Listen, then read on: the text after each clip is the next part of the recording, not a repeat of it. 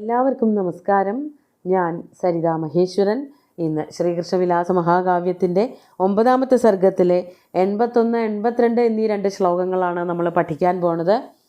2 ശ്ലോകങ്ങളിൽ ആദ്യത്തേതിൽ ഉപജാതി വൃത്തവും രണ്ടാമത്തേതിൽ ഉപേന്ദ്രവജ്ര വൃത്തവുമാണ് വന്നിരിക്കുന്നത്. ഇവിടെ യുദ്ധത്തിനായിട്ടുള്ള പുറപ്പാട് തന്നെയാണ് പറയണത്. കഴിഞ്ഞ ദിവസം ഇന്ദ്രൻ കൊടുത്തുവിട്ടതായ 2 രഥങ്ങൾ, ആ രഥങ്ങളെ പറ്റി വർണ്ണിക്കുകയാണ് ചെയ്തത്. ഏറ്റവും യോഗ്യമായിട്ടുള്ള, യുദ്ധത്തിന് പോകാൻ ഏറ്റവും അനുരൂപമായിട്ടുള്ള 2 രഥങ്ങൾ കിട്ടി എന്നുള്ളതാണ് ഇവിടെ വർണ്ണിച്ചിരിക്കുന്നത്. ആ കാര്യം അടുത്തതായിട്ടുള്ള യുദ്ധത്തിന് പോക്കൊക്കെയാണ് വർണ്ണിക്കുന്നത്. നമുക്ക് ആദ്യം 81ാമത്തെ ശ്ലോകം നോക്കാം. അനുപ്രവിഷ്ട അഖിലദേവശക്തി ധനുർദ്വയം ദിവ്യമിദം ഗൃഹീത്വാ സർവം സഹാ ദുസ്സഹഭാരമേതന്നയേതമന്ദം പ്രതിപക്ഷ സൈന്യം. ഇനി യുദ്ധത്തിനായിട്ടുള്ള പോക്കാണ്. ഈ രഥത്തെ പറ്റി മാത്രമല്ല, ആയുധങ്ങളെ പറ്റിയിട്ടൊക്കെയാണ് പറയണത്. നമുക്ക് ആദ്യം പദച്ഛേദം പറയാം. അനുപ്രവിഷ്ട അഖില ദേവശക്തി ധനുർദ്വയം ദിവ്യം ഇദം ഗൃഹീത്വാ സർവം സഹാ ദുസ്സഹഭാരം ഏതത് നയേതം അന്തം പ്രതിപക്ഷ സൈന്യം. പ്രതിപക്ഷ സൈന്യത്തെ ഇല്ലായ്മ ചെയ്തോളൂ, ഈ ആയുധങ്ങളും കൂടി ഉപയോഗിച്ചോളൂ. എല്ലാ ആയുധങ്ങളും രഥത്തിലുണ്ടെന്ന് ആദ്യമേ തന്നെ പറഞ്ഞിരുന്നു. എന്നാലും വിശേഷപ്പെട്ട 2 ആയുധങ്ങൾ ഇവിടെ ഇന്ദ്രൻ ഈ 2 ബാലകന്മാരായിട്ട് ശ്രീകൃഷ്ണനും ബലരാമനുമായിട്ട് കൊടുത്തു വിട്ടിട്ടുണ്ട്. അതാണ് പറയണത്. ഇതം, ഈ കാണുന്നതായ, ഇപ്പോൾ ഞങ്ങളിതാ തരുന്നതായിട്ടുള്ള ഈ തേരാളികളെ ശ്രീകൃഷ്ണനും ബലരാമനുമായിട്ട് കൊടുക്കുകയാണ്. ആ കൊടുക്കണത് എന്താണ്? അനുപ്രവിഷ്ട അഖില ദേവശക്തി ദിവ്യം ധനുർദ്വയം.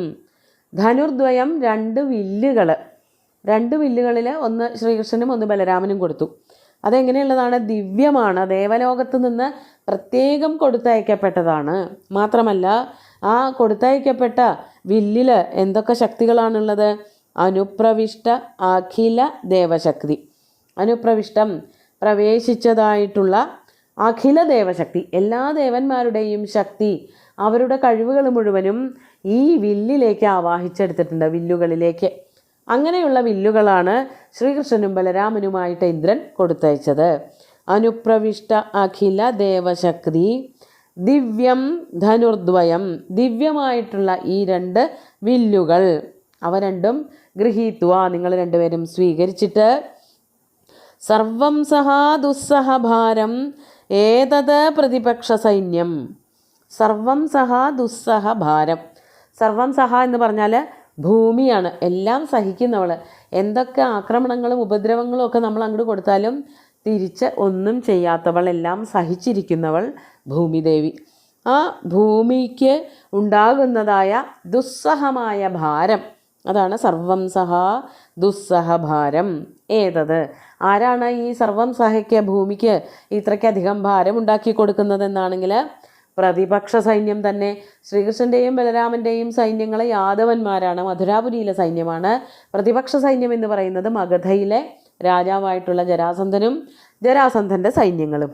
ആ പ്രതിപക്ഷ സൈന്യത്തെ അന്തം നയേതം, അവസാനിപ്പിച്ചാലും ഭഗവാന്മാരെ എന്നാണ് ഇന്ദ്രൻ്റെ ആവശ്യം.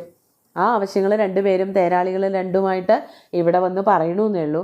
ഇന്ദ്രനാണ് പറഞ്ഞു വിടുന്നത്. 2 വിശിഷ്ടമായ രഥങ്ങൾ, അതിലെല്ലാ തരത്തിലുമുള്ള ആയുധങ്ങൾ, ഇപ്പോൾ 2 പ്രത്യേകം സജ്ജമാക്കിയ വില്ലുകൾ. ആ വില്ലുകൾ എല്ലാ ദേവന്മാരുടെയും ശക്തി അർപ്പിച്ചിട്ടുണ്ട്. അപ്പോൾ അത് ഉപയോഗിച്ചാൽ മതി ജരാസന്ധനെ പോലെയുള്ള ഭീകരന്മാരായിട്ടുള്ള അസുരന്മാരെയൊക്കെ അമർച്ച ചെയ്യാൻ, ഇല്ലായ്മ ചെയ്യാൻ.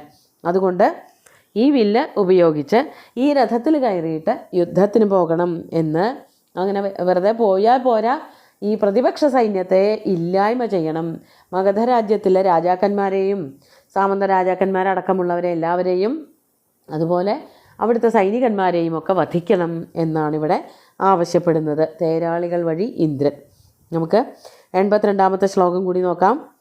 വചസ്തദാകർണ്യമഹത്പ്രിയം നഃകൃതം മഘോനേത്യഭിധായ ശൗരി സസംഭ്രമം സാരഥിദത്തഹസ്തോ രഥം സദാർക്ഷ്യധ്വജമാരുരോഹ. നമുക്ക് ആദ്യം പദച്ഛേദം പറയാം.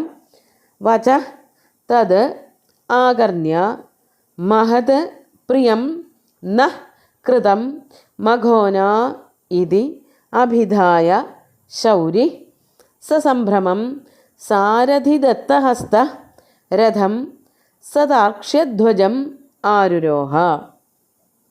ഭഗവാൻ എന്താണ് ചെയ്തത് എന്നാണെങ്കിൽ തദ്വച ആകർണ്യ, സാരഥിമാർ ഭഗവാനോട് പറഞ്ഞതായ ഈ വാക്കുകൾ നല്ലവണ്ണം ശ്രദ്ധയോടുകൂടി കേട്ടിട്ട് തദ്വച ആകർണ്യ ഭഗവാൻ പറയാണ്, ബലരാമനും ശ്രീകൃഷ്ണനും കൂടിയിട്ട് തേരാളികളോട് അങ്ങോട്ട് പറയാണ്, ന മഘോന മഹത് പ്രിയം കൃതം. ന എന്ന് പറഞ്ഞാൽ ഞങ്ങൾക്ക് രണ്ടുപേർക്കും വേണ്ടിയിട്ട് മഘോന മഘവാവിനാൽ ഇന്ദ്രനാൽ മഹത് പ്രിയം കൃതം വളരെ പ്രിയമായിട്ടുള്ള വളരെ ഹിതമായിട്ടുള്ള ഒരു കാര്യമാണ് ചെയ്തത്. അതായത് ആവശ്യ നേരത്ത് ഉപകരിക്കുക എന്നുള്ളതാണ് ഒരു സുഹൃത്തിൻ്റെ ഏറ്റവും വലിയ ഒരു ആവശ്യകത അല്ലെങ്കിൽ ഒരു പ്രയോജനം.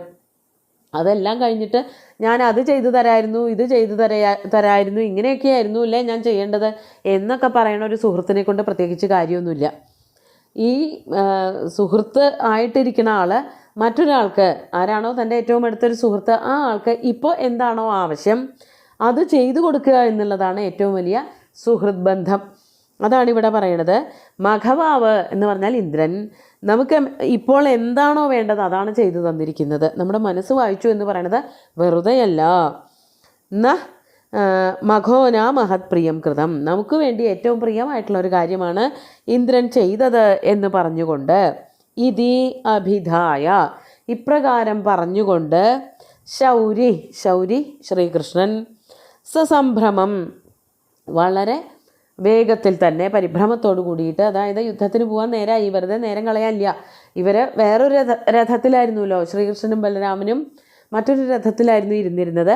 അവിടെ നിന്ന് ഇറങ്ങിയിട്ട് വേഗം തന്നെ ഈ ഇന്ദ്രൻ കൊടുത്തുവിട്ടതായ സുസജ്ജമായിട്ടുള്ള രഥത്തിൽ കയറി. അതാണ് അഭിധായ ശൗരി. സസംഭ്രമം സാരഥി ദത്തഹസ്ത, വേഗത്തിൽ കയറുമ്പോൾ വീഴാനൊന്നും പോവണ്ട, രഥത്തിൻ്റെ അകത്തേക്ക് തന്നെ കയറാം എന്ന് വിചാരിച്ചിട്ട്. മാത്രമല്ല സ്ഥിരമായിട്ട് കയറി പരിചയവും ഇല്ല, അത് വേറൊരാൾ കൊടുത്തു വിട്ടതായിട്ടുള്ളൊരു രഥമാണല്ലോ. അപ്പോൾ അതുകൊണ്ട് പരിചയക്കുറവ് കാരണം ശ്രീകൃഷ്ണൻ എങ്ങനെയാണ് അതിൻ്റെ ഉള്ളിലേക്ക് കയറിയത്? സാരഥി ദത്തഹസ്ത, സാരഥിയുടെ കയ്യിൽ തൻ്റെ കൈ കൊടുത്തിട്ട് അമർത്തി പിടിച്ചുകൊണ്ട് അങ്ങോട്ട് ചാടിക്കയറി. പിടിച്ചു കയറാൻ വേണമെങ്കിൽ അതിൻ്റെ പക്കത്തൊക്കെ പിടിച്ചു കയറാം, എന്നാലും സാരഥിയോടുള്ള സ്നേഹവും ബഹുമാനവും ഇന്ദ്രനോടുള്ള ആദരവും ഒക്കെ കാണിക്കാൻ വേണ്ടിയിട്ട് സാരഥിയെ പിടിച്ചുകൊണ്ട് തന്നെ എന്തു ചെയ്തു?